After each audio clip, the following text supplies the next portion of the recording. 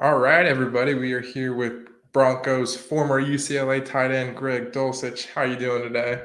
I'm good. Thanks for having me, man. Yeah. So let's, start off where it all started at St. Francis. What made you want to play freshman football there? Well, my brother played football at St. Francis, and growing up, I was always a big football player, really big into football. Played Pee Wee and everything in La Cunada right nearby. So, that was just the next step, and I was excited to do it. Yeah. And then what made you choose wide receiver? I know you're also kind of asked to play both sides of the ball there. Well, I was really trying to be quarterback for the longest time, and then just kind of ended up at receiver. And yeah, my senior year played some safety as well, but yeah, pretty much mainly receiver in high school. Yeah. And then do you still keep in touch with some of those guys, like from your class that you played football with? Oh, totally. Yeah, yeah. Especially Elijah and Isaac, two of my good buddies. We talk all the time. Elijah's still playing. Isaac was just playing in college too. So yeah, it's fun to kind of relive the St. Francis days with those guys. Yeah, and then are there any teachers in particular you'd like to shout out that made like a good impact on you while you were there? Yeah, there's so many. I mean, Senor Avalar, Mr. So, Mr. Durking. I'm gonna feel bad because I'm gonna leave people out. Coach Wilkins. A lot of like really every teacher I had was so great, and I got nothing but good stuff to say about them. Yeah, and then what's something that Coach Bonds taught you that you feel like you still use and practice kind of every day in your football career? Yeah, totally. I think the biggest thing, Coach Bonds kind of just gave me a lot of confidence in myself and in my abilities, and his trust just meant a lot to me as a young kid, a young football player, and having that validation from a guy like that, and him, being behind me when I went to walk on at UCLA, saying, "Hey, you can do this, you can go be great," really meant a lot. And I'd say that confidence that he kind of gave me was definitely the biggest. Yeah, and then speaking of UCLA, you came in with guys like, Dorian and John Gaines, Kyle Phillips, all those guys that are now, some are now playing, some just declared. What was that like, coming in with the culture shift as a whole new recruiting class, whole new coach, that sort of thing? Yeah, yeah, it was really interesting that we got to be a part of, Coach Kelly's new class and kind of set the foundation of, how the culture would be, like you said. And it was a lot of really great football players and really good guys too. You mentioned Dorian, John Gaines, Kyle, a number of other teammates of mine that I'm really close with, and we're all super tight, and we're all enjoying the fruits of our labor, I guess, that Coach Kelly helped us to get. Yeah, and then did coming in, as a walk-on versus the guys that were offered a scholarship there make you want to work harder? Totally, yeah. I knew I'd definitely have to step my game up, being a walk on. But what's great about Coach Kelly, he just gives everyone an opportunity, and he was telling me that when he was recruiting me, that I just had to, if I can, prove that I belong on the field, then I'll be on the field. And he definitely kept that promise. Yeah, and then something I remember Dorian mentioning at Pro Day, he was like, Coach Kelly's not going to recruit, the guys that are 5 stars, top of the recruiting list. He's just going to recruit the guys that are going to come and work hard every single day. Do you feel like that was the case during your time there? Totally, yeah. I mean, he definitely does, look at some great players, but the biggest thing for Coach Kelly is, recruiting kids with good character and good work ethic, and that's kind of what you need to be successful as a football player. You need both of those things to continually improve, be a student of the game, and all that. Yeah, and then I talked with Michael last week about his conversion from wide receiver to tight end. Did you guys kind of go through that process like together? Like walk me through like what that was like coming in as a wide receiver and switching to a whole different position. Yeah, yeah. It was funny, yeah, because we were both in the receiver room at one point together, and then we both ended up in the tight end room, and it was cool. He made the switch. He made the switch his senior year, or our senior year, and so I had already made the switch by my junior year. But it was cool because I kind of understood where he was coming from when he was first getting in the room. His first time putting his hand in the ground was not too long ago. That it was my first time putting my hand in the ground. So it was definitely, yeah, like you said, cool to kind of go through that with him, experience that with him, and yeah. Yeah, and then kind of touching on growth, Dorian Thompson Robinson.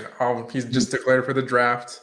I feel like everyone's saying that he's gotten nothing but better and better in college. What kind of growth did you see from him and like your time together at UCLA? Dude, so much. I mean, from freshman year to his fifth year, I mean, not only just became so much better with his football knowledge and placement on the ball, his accuracy. He always had a cannon, so that was never something that he really needed to develop. But definitely the biggest thing, I got to witness it firsthand being his roommate, is that, his leadership. He definitely, stepped into a big role being a freshman, but it's, difficult to kind of be a leader of men when you're only 18 years old. And every year he got better at it, and he really, got us behind him. Yeah. And then obviously he lost you, he lost Kyle, but do you feel like he still got better even this past season? Absolutely, he still had a lot of real good weapons. I mean, he had Mike Ezeki, he had Bobo, he had Kaz, he had a bunch of guys, Cam Brown. So he definitely had weapons still, and he showed it. I mean, he was slinging it. He was making awesome throws, and then combine. I thought he had a really great day. He was throwing some really good balls, and heard pro day was great for him as well. So. Yeah.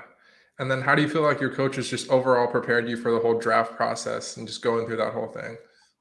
They definitely helped a lot, and the system that we ran at UCLA, is Coach Kelly's pro system. So a lot of this stuff translates really well. And my tight end coach, Coach Sage, would always do a real good job explaining how we fit in the big picture of the play, instead of just knowing, okay, I got a curl route here, but why do I have a curl route? What's the read that the quarterback's going through? How does that kind of fit as a scheme? And going into interviews with coaches and NFL teams, I was able to kind of display that knowledge that they had given to me, and it was very beneficial. Yeah. And then just moving on to like the Senior Bowl, 87.2% of players that go to the Senior Bowl get drafted. I'm not sure if you knew that kind of going in, but did that kind of make you feel a little bit better? Just like, oh, okay, like I can hang with the big guys here.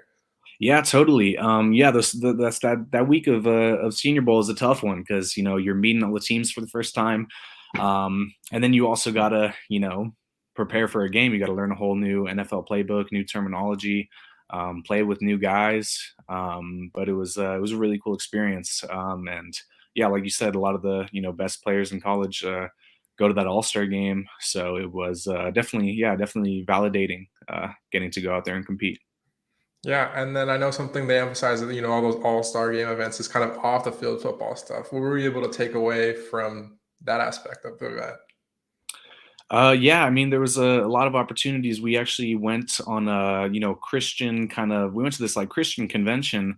And it was really cool to see, all the kids from, Alabama and kind of the surrounding areas, all the, youth groups and schools, were real interested in how, our faith and football kind of intertwine. So that was very special to kind of share that with all those people.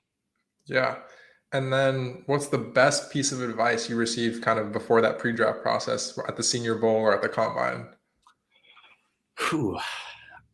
Best piece of advice. I think just to try and stay calm and be yourself is really the best thing that you could do in those situations, because you're meeting a ton of people. So if you're going to go in there, trying to be someone that you're not, at some point, you're meeting hundreds of people. Someone's going to call you out on it. So best to just be who you are, answer honestly, and that's kind of what I tried to do. Try to give them my authentic self, so they knew who they may end up drafting. Yeah, and then moving on to the Combine, a lot of people say they get like really interesting interviews. Dorian, a couple weeks ago, he said that like they asked him like shoot a basketball or Yeah, like shoot yeah. a mini putt. Did you get any interesting interviews? Yeah, there's a lot of you get some of these psychological questions like, oh, do you like dogs or cats better, and they kind of have a analysis that they go through that you don't know. Like you say, oh, I like dogs, and you don't think much of it, and they got a whole that means he's this and this. But no, it was a really cool week. Got to meet a lot of really awesome coaches. Um, and yeah, shot the basketball for a couple teams. Dude, yeah, I remember one of my interviews. I made the first three in a row, and I was like, oh, this is great. And then missed the last two. It was out of five, so that was a little bummer, but it was a good week. Yeah, and then I know you mentioned somewhere in an article that you did like joint interviews with Kyle. Tell me what that was like. Teams Oh kind of. yeah, yeah. Leading up to pro day, we had a couple teams that we that we did joint interviews with, which was great actually, because we could kind of, talk about plays. We'd break down film and go over things. And it was just cool to do that with your buddy. And I think it was good for coaches to see how we kind of, cooperate, how we communicate, and how we, break things down as teammates. And I think it was, good for them to see how close we are as friends. Like, hey, if we're going to draft these guys, we want, teammates who are going to be close and who are going to play for each other. So. Yeah. And then did the Broncos show like a good amount of interest pre-draft? Like, did you have a sense of like, where you were going to go? It's tough to think where you're gonna go, because like you talk to every team. I remember I'd get off the phone with every team and be like, man, I think I might be going there. I think I might be going here. So yeah, every time I would get off the phone with the Broncos, finish interviews with them, I was super excited. I'm like, man, I could, I think that might be where I end up going. And especially after the combine, that was when I had met who ended up being my tight end coach, Coach Moreland, for the Broncos for the first time. And I remember telling my agent, like, man, like I really like this Coach Moreland guy with the Broncos. Like, it'll be really cool to play for him. And so every meeting I had with them was great. Yeah. And then did you end up looking at like scouting reports or like projections on like where you might be drafted? Or you ever just like go and Google that before? Well, part of like trying to decide whether or not to come out in the first place or stay for another year was, trying to see what the projection was and talking to a bunch of different agents, and trying to decipher what's really the truth or not. And most of them were saying I'd go between rounds 2 and 4, and so that's kind of what ended up happening. But once I was in the process, there was so many other things to be busy with, like training, preparing for interviews, that like, if you're going to look yourself up, like it would just kind of derail you. So I tried to avoid that as much as I Yeah. could. And then how do you kind of let that not, affect you or like get in your head? If you look up something, it's just like, this guy sucks, that kind of stuff.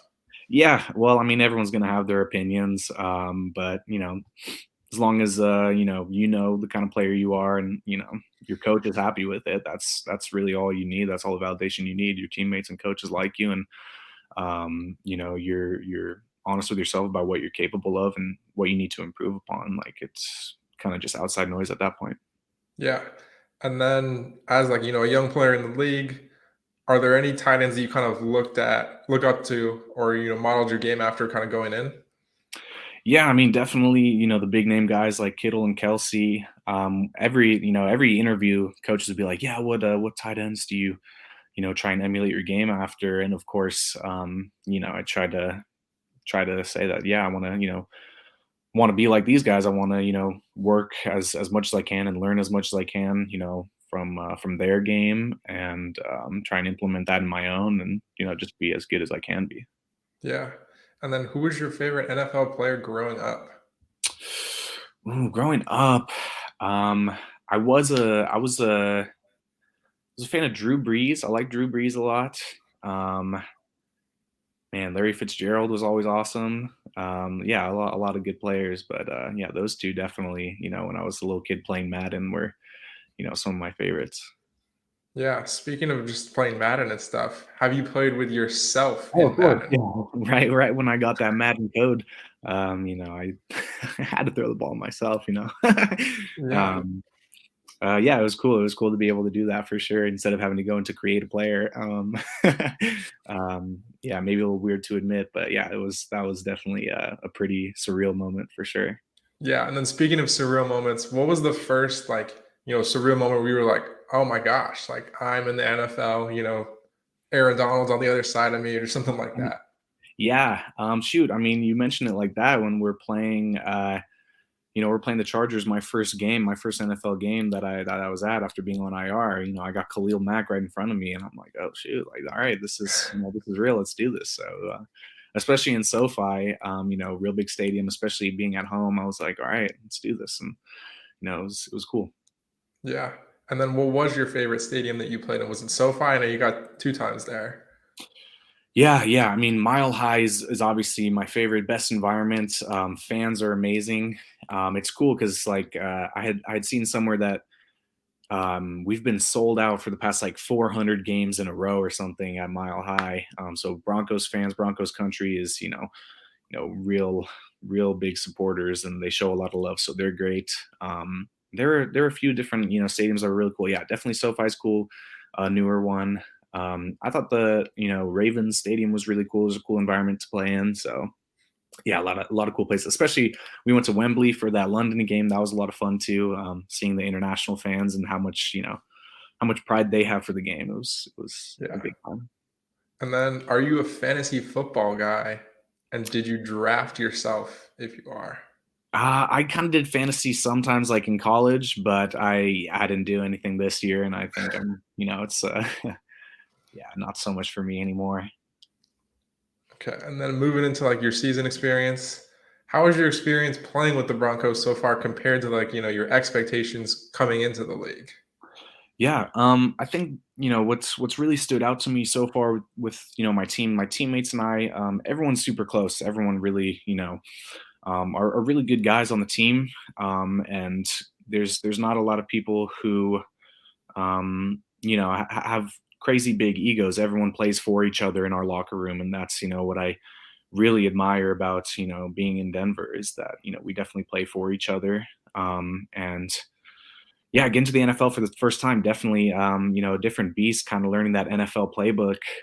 But like I said, that when you have good teammates around you, especially the guys in my tight end room, Alberto, Saubert and Beck and ET, they were all, super great, helping mentor me and really be, good friends and kind of big brothers to me. So Yeah, and then speaking of those guys, I know I saw like back motion like the fullback sometimes. There's a lot of versatility kind of in the offense. yeah, yeah. Kind of going in there as a tight end that's more of like a receiver. Did that kind of help you, play more snaps on the field because there was lots of two tight end sets?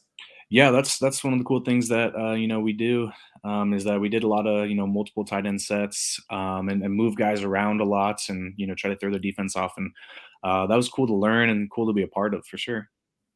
Yeah. And then obviously starting off on IR had to be kind of a bummer. Tell me a little bit about like, the mental aspect of like returning from an injury and also, playing on an entirely new team and all that kind of stuff too. Yeah, yeah, it was a bummer, having to be on IR at first, but it gave me the time I needed to heal up and be ready to go out there. And like I said, it was great having good teammates around me who could keep me, in a good headspace. Keep encouraging me, and motivating me for when I do get back. And once I did, I had them. I had their support, and yeah, it was once I finally got rolling, it was a lot of fun. Yeah. And then obviously touchdown in your debut against the Chargers at home in LA. Like, can Yeah. you even write it any better? Dude, it was really cool, yeah, to do that because my family was there, a lot of family was there, a lot of friends were there, so it was very special to do that in front of everyone, to do that at home, and yeah, it was pretty fun.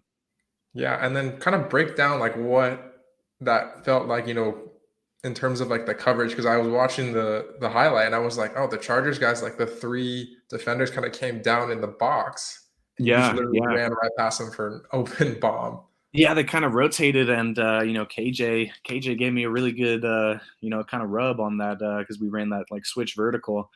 And he ended up doing that again when we played the Jaguars. And it was funny, after we played the Jaguars, he's like, "Man, I'm always getting you open." And I'm like, "I appreciate you, man." So that's just KJ being selfless. It was cool. Yeah, it was a cool play, and Russ put a great ball. And so all I had to do was kind of stick my hands out, and it worked out. Yeah, speaking of Russ, was there ever a moment where you were like, I don't know if you saw that clip of LeBron earlier where he was like, "Yeah, you played against my dad." Did you ever do that to him, just make him feel like that? It's definitely really cool seeing playing with a guy like Russ, playing with someone that you grew up. Talk about fantasy football. I always had Russ on my fantasy team, growing up, and to be his teammate, to have him be my quarterback, be my leader. Man, it's really special, and there couldn't be a better person to fill that role, and to be there couldn't be a better teammate than Russ. Really, he's someone who motivates everyone in the locker room, someone we all can get behind, and someone that shows a lot of love.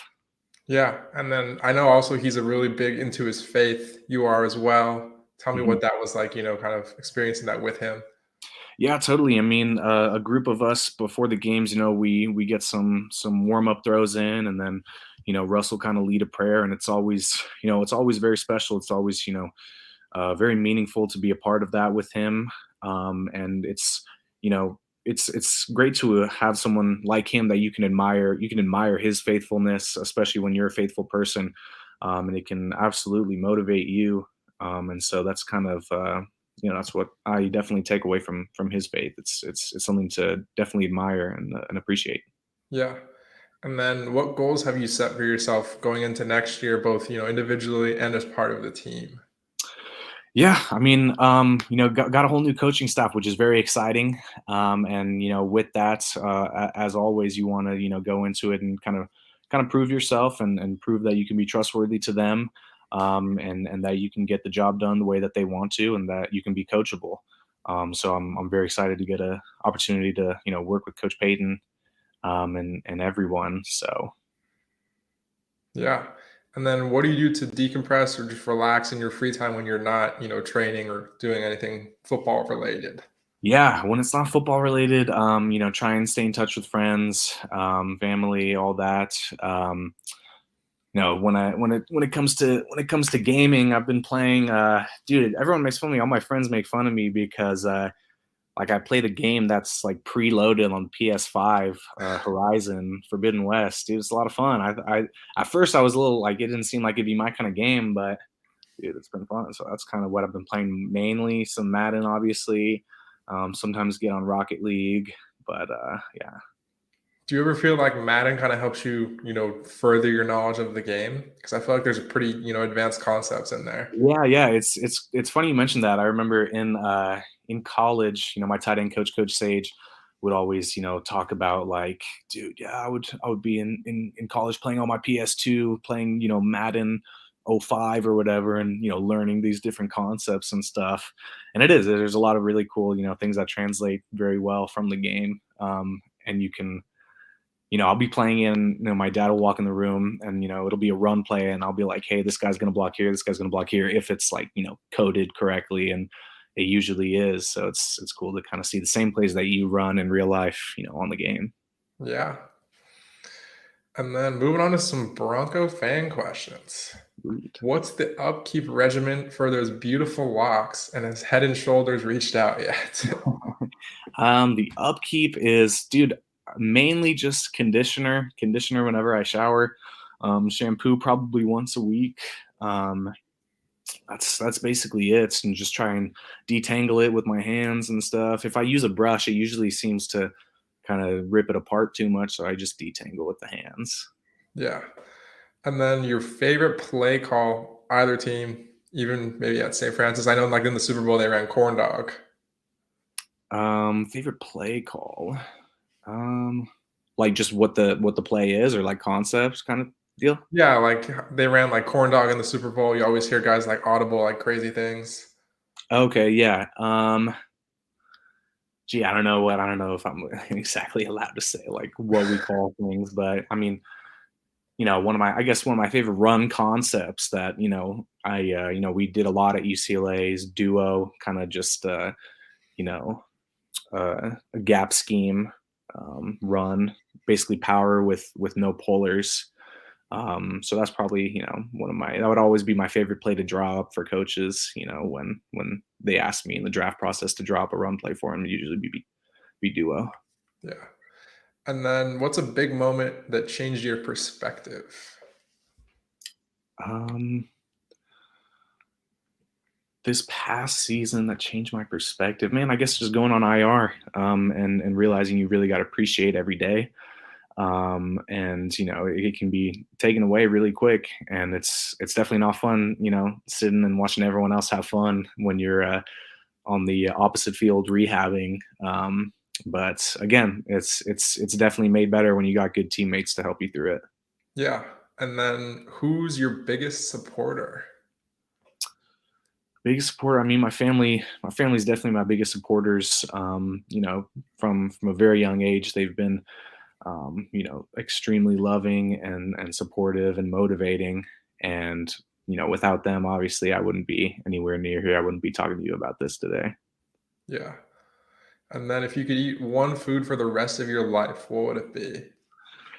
One food, probably burritos, because you could do anything in a burrito. You could throw anything in there. You could do, I mean, just classic carne asada. You can go chicken. You can do a fusion burrito, so you can get Mexican and Asian food in one. So Shout out burrito. Chino. Exactly. Given a choice of anyone in the world, who would you want as a dinner guest? Anyone in the world, living. It's got to be living, like today. Sure, living. Okay, living. I mean, I'll say my girlfriend, of course. Anytime I get to spend with her, is definitely who I want to be on a date with. And then what would constitute a perfect day for you? Ooh, perfect day. Um, you know, Ideally, you wake up early, but you feel like it feels like you slept in. So it's got to feel like I slept in, got great sleep, but I still woke up early so I can, fit a lot in. Um, Probably work out in the morning, because you always feel so much better after that's done. Um, maybe play catch with some of the dudes, and then just hang out with buddies and have a good time, and eat some good food, and and enjoy quality time together is probably the best day. Yeah. And then how hard was it finding a place in the offense after coming back from your injury earlier in the season? Um, yeah, it was. It was what was good about when I had come back. I made sure to stay on top of obviously my plays and make sure I was really locked in. And my tight end coach really helped a lot with that. So I was able to not really miss a beat once I had gotten in from being familiar with the like playbook perspective. And so because I was comfortable, and I knew what kind of things we were running, and how to prepare, it definitely made it a lot easier to have come Yeah. back. And then this one's a real long one. It's often understood how cerebral the tight end position is. You have to have a thorough understanding of offensive line blocking assignments while also mastering your receiving arts. How tough was the mental jump from college to the pros? And what did the balance of hitting the books versus hitting the weights look like your first year? Um, yeah, well, there's like I said, a lot of things translated really well from Coach Kelly's offense to what we run in the NFL because it's his pro scheme. So a lot of things I had I'd been familiar with, and there were just some nuances that were a little bit different, but definitely coverage recognition, from college to the NFL is just a completely different level because they disguise things so much better, and these defensive players they really know what's coming. I remember I'd be running a route sometimes this year, and the defender would be running it for me sometimes, and I'd be like, dude, how did you know that I was going to do that?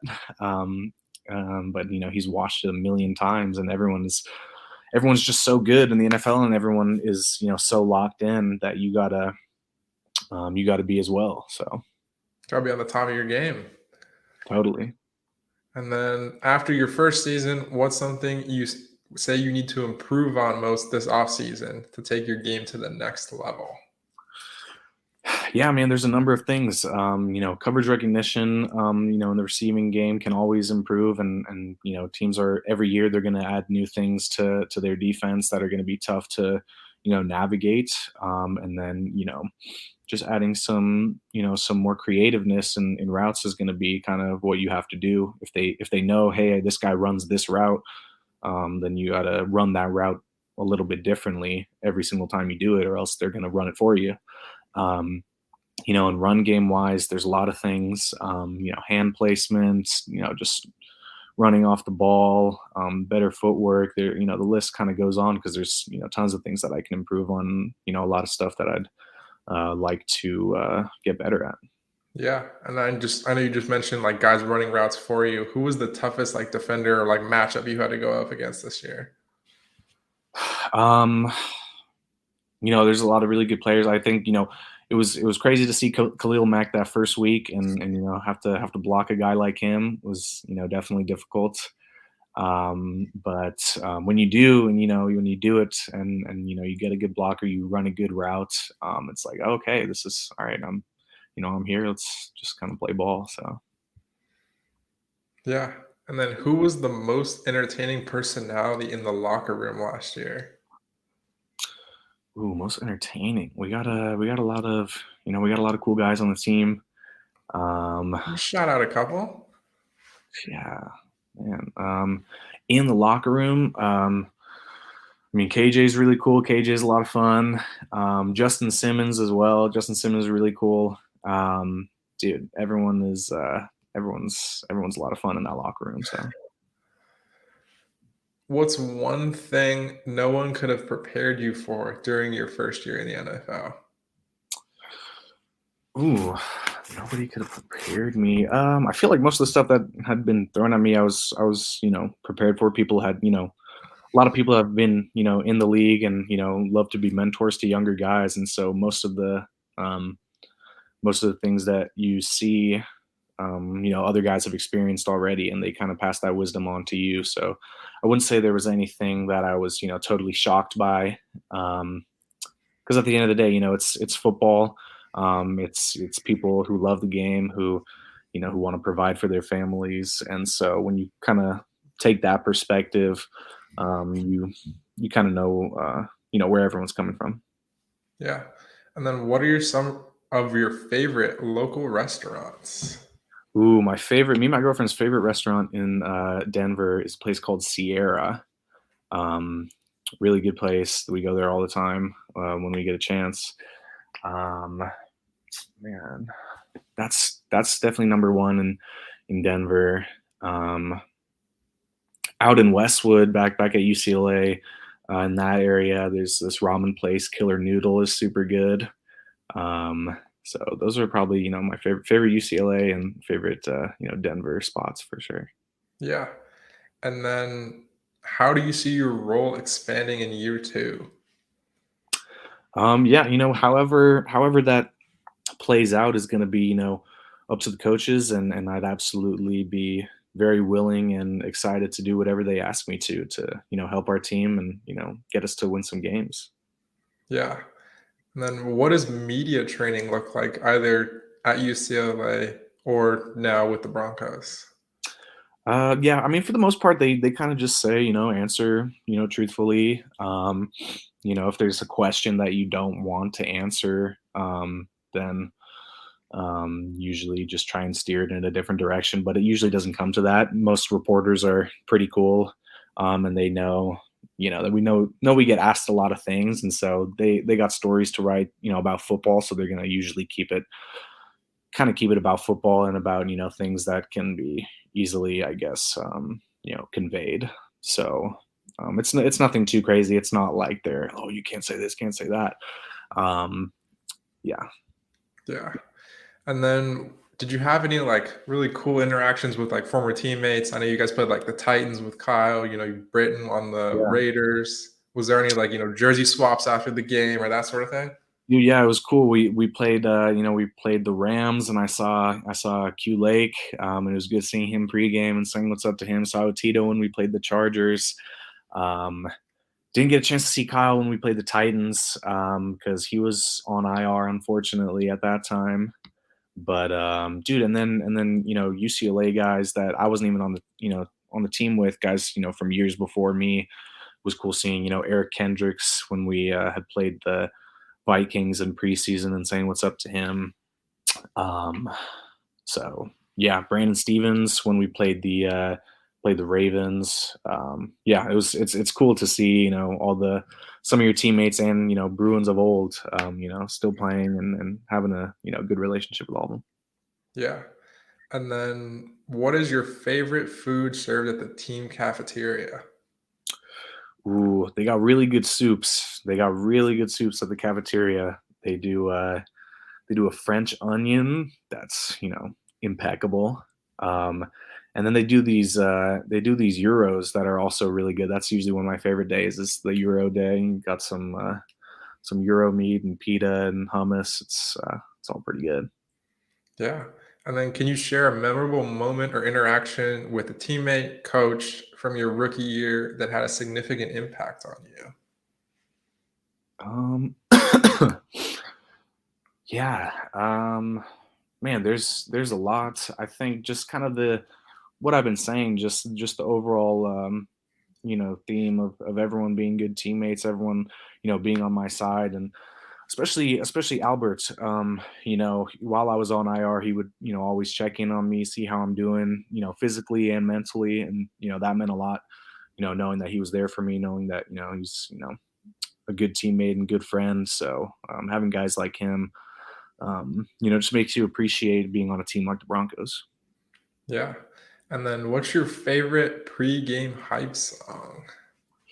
Ooh, dude, it depends. Sometimes you're in a different mood. So if I'm in a hard rock mood, probably Kickstart My Heart, Motley Crue.